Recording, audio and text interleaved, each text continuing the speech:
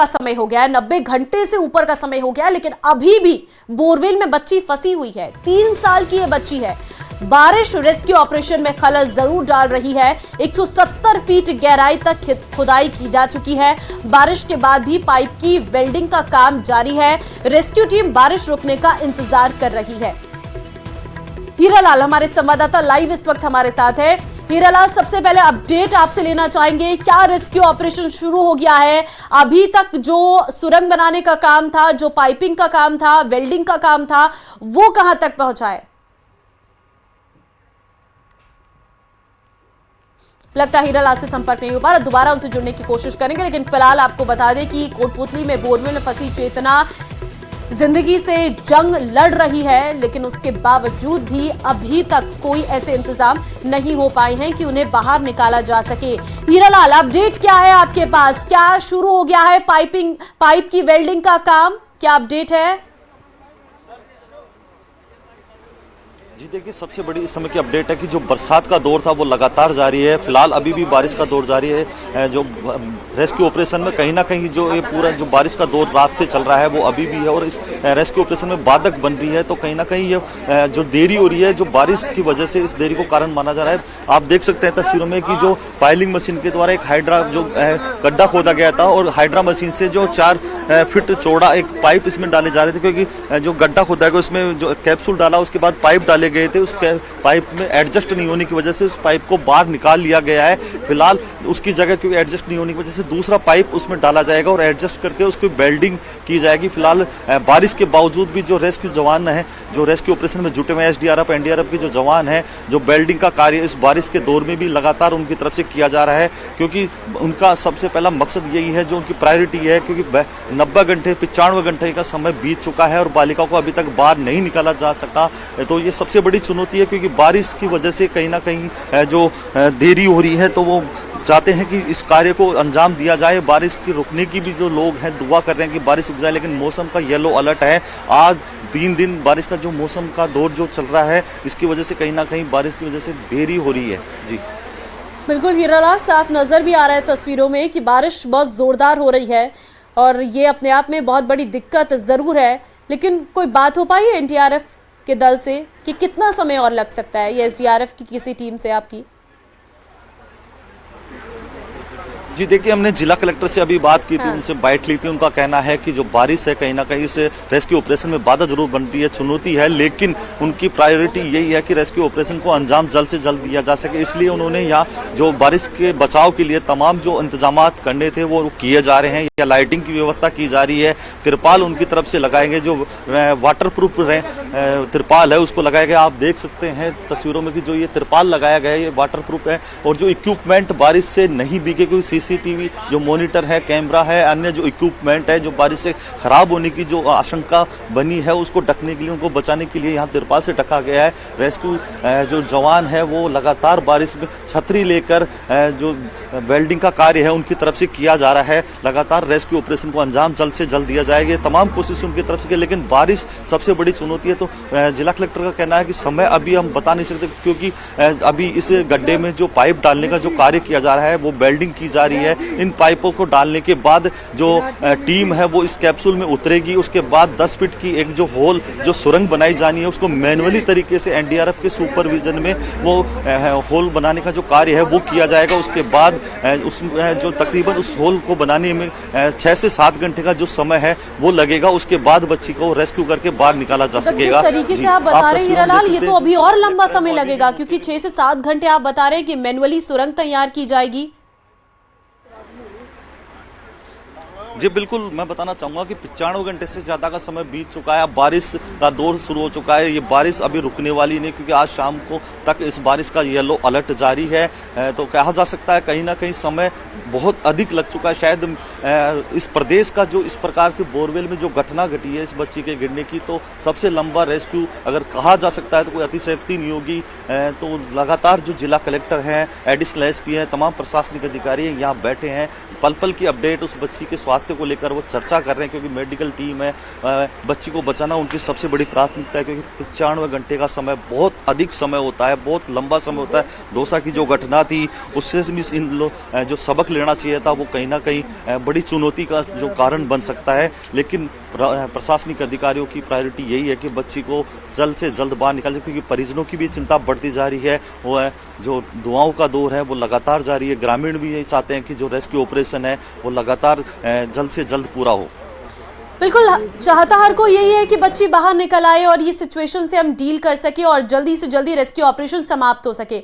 लेकिन घूम फिर के बात वहीं पर आ जाती है हीरालाल कि आखिर ये जो हादसे बढ़ रहे हैं, क्या इससे कोई सबक लिया भी जा रहा है? अभी कुछ ही दिन पहले दौसा की बात थी, अब कोटपुतली की बात हो गई है। न जाने ऐसे कितने बच्चे हैं जो इन बोरवेल में गिरकर जिनकी जान चली गई है। जी देखिए, इन घटनाओं को लेकर जो सबक लेने की बात है वो कहीं नजर नहीं आती, क्योंकि दौसा में जो घटना हुई उसके बाद जो प्रशासनिक अधिकारी हैं वो हरकत में आए, जो सूबे की सरकार है वो भी हरकत में आई। कई प्रकार के आदेश जारी किए जाए ताकि इस घटनाओं की पुनरावृत्ति नहीं हो। जिम्मेदारियां तय की जाती है। अधिकारी जो मीटिंग करते हैं, पटवारी हो चाहे भले सुपरवाइजर हो, ग्राम सेवक हो, उनको सर्वे करके रिपोर्ट प्रस्तुत करने की बात की जाती है। कानून बनाए जाते हैं, लेकिन वो कानून, वो दावे, वो जो रिपोर्ट है वो केवल कागजों तक सीमित होती है। कुछ दिनों तक ये चर्चा रहती है, उसके बाद जैसे जैसे समय बीतता है ये चीजें सब भुला दी जाती हैं, और फिर जब कोई नई घटना होती है फिर चर्चाओं का दौर चलता है, फिर कानून बनते हैं, लेकिन सख्ती से जो कानून की पालना होनी बिल्कुल, और यही सबसे बड़ी विडंबना है और इसी वजह से कहीं ना कहीं बच्चों की जान चली जा रही है और इस तरीके की सिचुएशन सामने आती है। हीरालाल, बहुत धन्यवाद आपका तमाम अपडेट्स देने के लिए। कोटपुतली में बोरवेल में फंसी चेतना जिंदगी से जंग लड़ रही है। इन सब के बावजूद कई जिलों में प्रशासन की नींद नहीं खुल रही है। अभी कुछ ही दिन पहले दौसा जिले में 5 साल के आर्यन की बोरवेल में फंसने से मौत हो गई थी, लेकिन दौसा जिला प्रशासन के कानों पर जूं तक नहीं रेंग रही है। जिले के गुड़लिया गांव में बोरवेल को बंद करने के नाम पर प्रशासन ने मानो कोटा पूरा कर दिया हो। देखिए जरा, खेत में बोरवेल के ऊपर एक बोरे पर 2 पत्थर रख दिए गए हैं जिसे बंद का नाम दिया जा रहा है। पत्थर भी ऐसे जिसे खेल खेल में बच्चे भी हटा दे।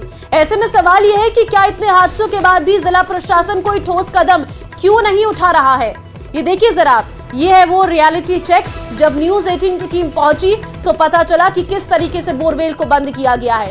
ये काम के नाम पर सिर्फ एक खाना पूर्ति की गई है ताकि ये दिखाया जा सके कि हाँ, हम बोरवेल बंद कर रहे हैं। आशीष हमारे संवाददाता फोन लाइन पे हैं। आशीष, देखिए अभी कोटपुतली में रेस्क्यू चल ही रहा है, बोरवेल में फंसी बच्ची को निकाला जा रहा है। दौसा में आर्यन को निकाला जा सका लेकिन उसकी भी जान चली गई। और अभी आपने ये जो रियलिटी चेक किया, क्या नजर आया आपको? कितना असर हो रहा है बातों का? बिल्कुल, कल न्यूज 18 की टीम ने दौसा के ग्रामीण क्षेत्र का रियलिटी चेक किया। काफी सारे बोरवेल और कुएं ओपन मिले। ये जो तस्वीर है ये गुड़लिया की है, जहां पर एक ओपन बोरवेल मिला। और आज दूसरे दिन यानी शुक्रवार को जब हमारी टीम वापस मौके पर पहुंची तो वहां केवल एक महज औपचारिकता पूरी की गई थी। बोरवेल के ऊपर कुछ 2 छोटे छोटे पत्थर रख दिए गए थे, उन्हें कोई भी बालक भी दूर हटा सकता है। यानी कि जो खुले बोरवेल बंद करने की जो मुहिम चल रही है, जो जिला कलेक्टर के आदेश हैं, उन आदेशों की पूरी तरह पालना नहीं की जा रही है। और जो कर्मचारी और जो अधिकारी हैं स्थानीय स्तर के, वो ना तो मुख्यमंत्री के निर्देश मान रहे हैं और ना ही कलेक्टर के आदेश मान रहे हैं। वे जो ओपन बोरवेल हैं उनको बंद करने के नाम पर महज एक औपचारिकता कर रहे हैं। वैसे दौसा में 11 दिसंबर को आर्यन को निकाला गया था, उसी के बाद से अभियान चल रहा है। उसके बावजूद भी आज इतने दिन बीत जाने के बावजूद भी काफी संख्या में बोरवेल जो खेतों में ओपन पड़े हैं। जब न्यूज 18 की टीम ने गुरुवार को इन ओपन बोरवेल को दिखाया तो वहां के स्थानीय कर्मचारी नींद से जागे, लेकिन उन्होंने महज एक औपचारिकता पूरी की और एक छोटे छोटे पत्थर उन पर रखकर वहां से वापस आ गए। ऐसे में जो ये तस्वीर है ये निश्चित रूप से दर्शाती है कि जो अधिकारी और कर्मचारी हैं वो अकर्मण्य हो गए हैं और वो ना तो मुख्यमंत्री के निर्देश मान रहे हैं और ना ही कलेक्टर के आदेश मान रहे हैं। आशीष, ऐसे कितने और बोरवेल आपको नजर आए थे जब आपने रियलिटी चेक किया? बिल्कुल कल जिस तरह करीब 15 से 20 किलोमीटर का मैंने रन किया था, उसमें 3 जगहों पर मुझे ओपन बोरवेल मिले थे और आज भी हमने काफी जगहों पर जाकर देखा तो आज भी बोरवेल ओपन मिले हैं। या यूं कह सकते हैं कि जो जिला कलेक्टर ने आदेश भले ही दिए हों, लेकिन जो नीचे के स्तर के जो अधिकारी व कर्मचारी हैं उनके बिल्कुल आदेश मात्र ही रह रहा है और स्थितियां कुछ और ही नजर आ रही। बहुत धन्यवाद आपका तमाम जानकारी देने के लिए। डूंगरपुर से बड़ी खबर, 84 में भीषण सड़क हादसा हुआ है। सड़क हादसे में 2 लोगों की मौत हो गई है। बाइक स्लिप होने की जताई जा रही है संभावना। सूचना के बाद पहुंची है पुलिस, दोनों शवों को मोर्चरी में रखवाया गया है। तो बड़ी खबर डूंगरपुर से इस वक्त आपको हम दे रहे हैं, जहां पर सड़क हादसे में 2 युवकों की मौत सामने आई है, जहां पर बाइक स्लिप होने की संभावना जताई जा रही है, जिस वजह से ये पूरा घटनाक्रम हुआ है। सूचना के बाद मौके पर पुलिस पहुंची है और दोनों शवों को मोर्चरी में रखवा दिया गया है। भरतपुर के सेवर थाना इलाके में एक ट्रैक्टर ट्रॉली ने 2 बाइक सवार लोगों को टक्कर मार दी, जिसमें एक युवक की मौत हो गई और एक व्यक्ति घायल हो गया। मृतक युवक डोगरा रेजिमेंट में तैनात था। वो अपनी बहनों से मिलने के लिए सेवर थाना इलाके के गांव धादोली आया था और जब वो वापस अपने घर आगरा जा रहा था तभी यह हादसा हो गया। आया था कब 2 दिन ही हुए, ड्यूटी छुट्टी आए। ड्यूटी कहाँ करता है ये? ट्रेनिंग से ही आया अभी। अच्छा, ट्रेनिंग पूरी हुई है। कौन जगह से आया था? क्या नाम है इसका? इसका नाम सत्येंद्र है और अकोला से आया है। जैसलमेर से बड़ी खबर है, बीएसएफ के जवान ने आत्महत्या की है। खुद की बंदूक से गोली मारकर सुसाइड किया है। पंजाब के होशियारपुर का रहने वाला था जवान। आत्महत्या के कारणों का लगाया जा रहा पता। सूचना के बाद बीएसएफ के अधिकारी मौके पर पहुंचे हैं। तो बीएसएफ के जवान ने आत्महत्या की है। बड़ी खबर से इस वक्त आपको रूबरू करवा रहे हैं, जहां पर पंजाब के होशियारपुर का रहने वाला था ये जवान। आत्महत्या के कारणों का पता लगाया जा रहा है।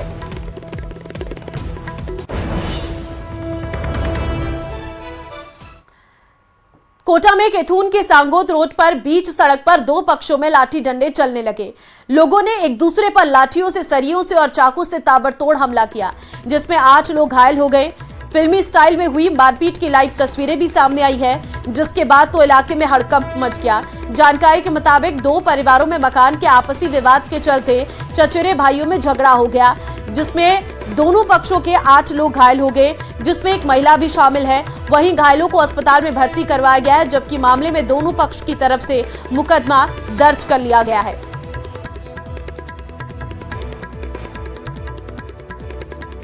तो सड़क पर ये खूनी संग्राम तस्वीरों में आप देखिए, महिलाएं पुरुष एक दूसरे पर लाठी डंडों से वार करती हुई नजर आ रही हैं। 8 लोग इस पूरे घटनाक्रम में घायल बताए जा रहे। जब भी बुलडोजर एक्शन का जिक्र होता है, उत्तर प्रदेश की मिसाल दी जाती है। माना जाता है कि अपराधियों पर लगाम लगाने में बुलडोजर कार्रवाई काफी कारगर रही, लेकिन बीकानेर में हुई बुलडोजर कार्रवाई ने सियासी गलियारों में हलचल मचा दी है। क्या है वजह, इस रिपोर्ट में देखिए।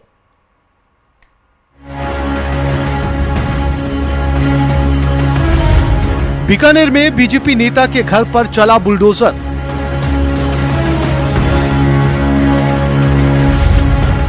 मंत्री सुमित गोदारा ठहराए गए जिम्मेदार।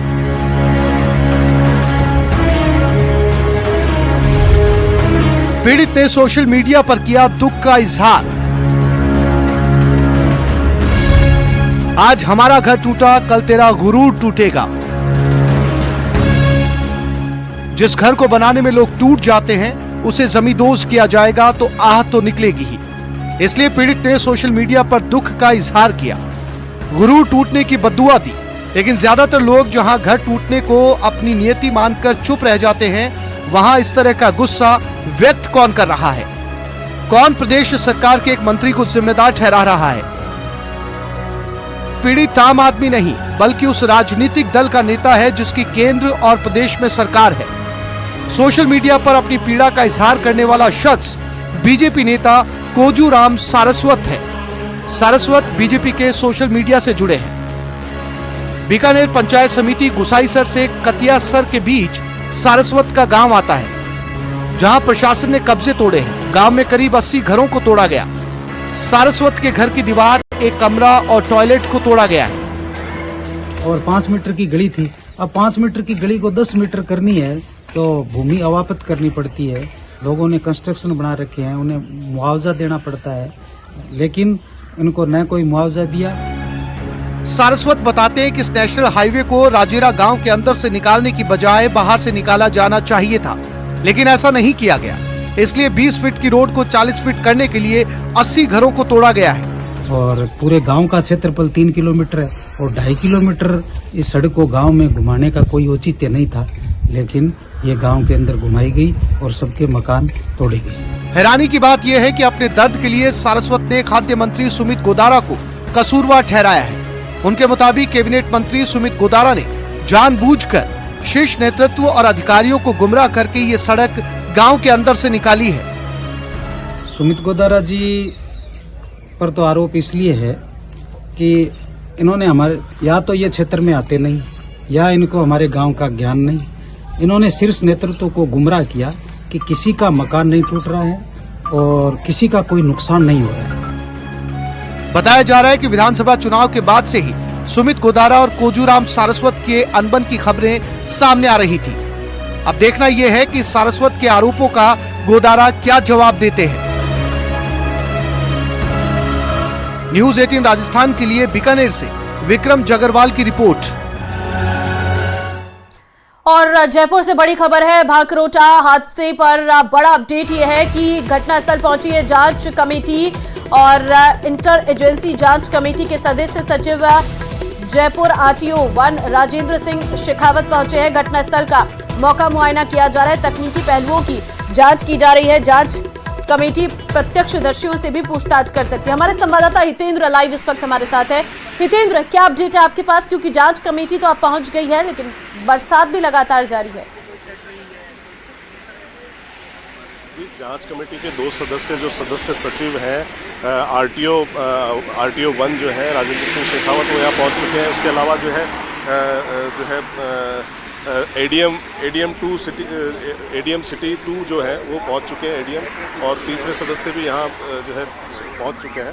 तो यहाँ जो है ये जिस चीज़ की जांच कर रहे हैं वो फिलहाल जो है मैं कैमरामैन से कहूँगा कि वो पैन करके दिखाएं कि वो फिलहाल जो है ये दक्षिणी कॉरिडोर जो रिंग रोड है उसका मुआयना करने आए हैं कि रिंग रोड पर किस तरह से जो है ट्रैफिक जो है चढ़ता है और किस तरह से जो है वो जो है पिछले इससे पहले का जो यू टर्न है वहाँ से गाड़ियाँ जो है वो यहाँ पहुँचती हैं और यू टर्न लेकर यहाँ जो है पहुँचती हैं। तो आप देख सकते हैं कि जो है किस तरह से जो है ट्रैफिक यहाँ हाईवे को छोड़कर जो है रिंग रोड पर चढ़ता है। तो इसी का मुआयना करने के लिए जो है यहाँ टीम के सदस्य जो है जांच कमेटी के सदस्य यहाँ पहुँचे हैं और वहाँ पर जो है यहाँ और भी सदस्य धीरे धीरे यहाँ पहुँच रहे हैं। बारिश यहाँ अभी हो रही है, ये काफ़ी बड़े इलाके में राजस्थान में जो है बारिश हो रही है, तो यहाँ भी जो है बारिश के माहौल के चलते जो है डिले हो रहा है। तो आप ये देख सकते हैं कि यहाँ जो कमेटी है वो इस पर इसके बाकी जो कारण हैं, इसके कई कारण हो सकते हैं इस दुर्घटना के, तो उनकी जो है बारीकी से जांच करने जो है यहाँ पहुँची है। जी, घटनाक्रम के प्रत्यक्षदर्शियों से भी बात होगी, ऐसी भी जानकारी सामने आई थी। कुछ ऐसा अपडेट है आपके पास? जी, घटना के वक्त जो यहाँ लोग मौजूद थे आसपास, उनसे भी जो है कमेटी बात करने वाली है और कमेटी के पास जो है कुछ लोग जो है धीरे धीरे यहाँ पहुँच भी रहे हैं। तो अभी फिलहाल जो है इनसे बात करने के लिए इस जगह पर कोई नहीं पहुँचा है, क्योंकि सभी लोग जो प्रत्यक्षदर्शी हैं वो वहाँ जो जिस जगह पर दुर्घटना हुई थी वहाँ पहुँचेंगे। हम उससे थोड़ा सा आगे अजमेर की तरफ खड़े, जहाँ से रिंग रोड दक्षिणी रिंग रोड जो है दक्षिणी कॉरिडोर वो शुरू होता है। तो अभी जांच कमेटी भी जो है उन लोगों का इंतज़ार कर रही है और लगातार जो है जांच कमेटी के सदस्य यहाँ हाईवे पर बने हुए हैं और वो लगातार जो है इसकी जांच में जुटे हैं कि किस तरह की जो है ये दुर्घटना थी और कैसे किन किन फैक्टर्स के चलते जो है ये दुर्घटना इतनी भीषण हुई। तो उसकी भीषणता का अंदाज़ा जो है उसको लगाने के लिए उसकी जो है इतना भीषण क्यों हुआ हादसा, तो उसके सभी कारणों की सभी पहलुओं की जांच जो है ये कमेटी जो है। ठीक है, बहुत धन्यवाद आपका तमाम जानकारी देने के लिए।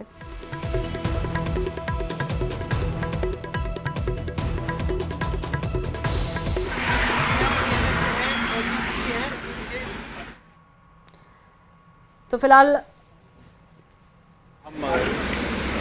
मौके पे आकर के इसका निरीक्षण करना चाहते थे कि जहाँ से ये कट था और इसके बाद कितना डिस्टेंस रिंग रोड का है और क्लोवर लीफ कहाँ बन रही है, इन सारे बिंदुओं को देखने के लिए आज पूरी टीम यहाँ पे आई हुई है। तो हम अपना काम कर रहे हैं और जल्दी ही निष्कर्ष पर पहुँचेंगे। सर, सभी की नजरें इस बात पर टिकी हुई है कि आखिर इस हादसे के पीछे जिम्मेदार कौन है, कब तक कमेटी अपनी रिपोर्ट दे देगी और कौन कौन से वो बिंदु हैं जिन पर कमेटी अभी काम कर रही है। हम कुछ महत्वपूर्ण सुझावों पे काम कर रहे हैं, उन सुझावों को शामिल करते हुए जल्दी ही अपनी रिपोर्ट दे देंगे। रिंग रोड के लिए बड़ा रिंग रोड के लिए यहाँ से टर्न लेते हैं, इसको लेकर के आगे क्या रहे हैं। NHAI के अधिकारी भी यहाँ आ गए हैं, उनसे हम इसी बात पे चर्चा कर रहे हैं कि क्या इसके और कोई विकल्प यहाँ पे उपलब्ध है या नहीं है, और इसलिए आज हम मौके पे आए हैं। क्या उससे पहले का कोई कट विकल्प में है या नहीं है, या वही कट है तो वहाँ और क्या बेहतर सुविधाएं कर सकते हैं। कई कटों को बंद करा दिया गया एहतियातन अभी हादसे के बाद। थोड़ी देर आप रुकें, NHAI के अधिकारियों से चर्चा करने के बाद ही हम कुछ कह पाएंगे।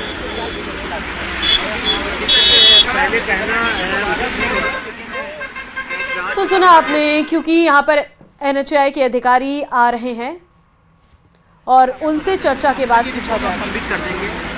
नहीं, जांच चल रही है, जांच के बाद में ही हम आपको कुछ बता पाएंगे। आप बिल्कुल देखिए सर, अभी तक कहाँ पहुंची कमेटी जांच पहुंची है और वो कौन कौन से महत्वपूर्ण बिंदु हैं जिन पर कमेटी अभी जांच कर रही है। सभी प्रकार के पहलुओं पर हम जांच कर रहे हैं। हम ये भी देख रहे हैं इस रोड पे कितना पर डे आवागमन होता है, कितने व्हीकल्स निकलते हैं, हर महीने में कितने एक्सीडेंट होते हैं, क्या एक्सीडेंट रेगुलरली होते हैं, तो सारे, और रोड इंजीनियरिंग की भी बात कर रहे हैं। NHAI के और PWD के अधिकारी भी हैं।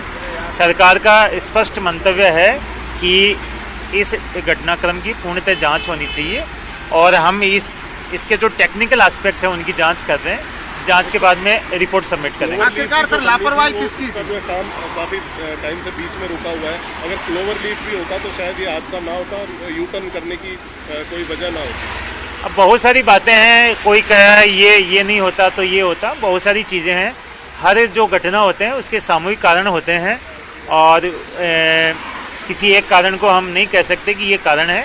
ये सब जांच का विषय है, हम जांच कर रहे हैं। जांच करने के बाद में सबको पता चल जाएगा कि जांच के क्या कारण। पुलिस और लापरवाही सामने आ रही है विदाउट परमिशन, बगैर परमिट के बाद कौन से विभाग की लापरवाही बहुत सारी कार्रवाई अभी की है। इस पूरे मामले में भी कहीं ना कहीं लापरवाही रही है परिवहन और पुलिस विभाग। नहीं, यदि आप ये कहो कि परिवहन और पुलिस विभाग की लापरवाही रही,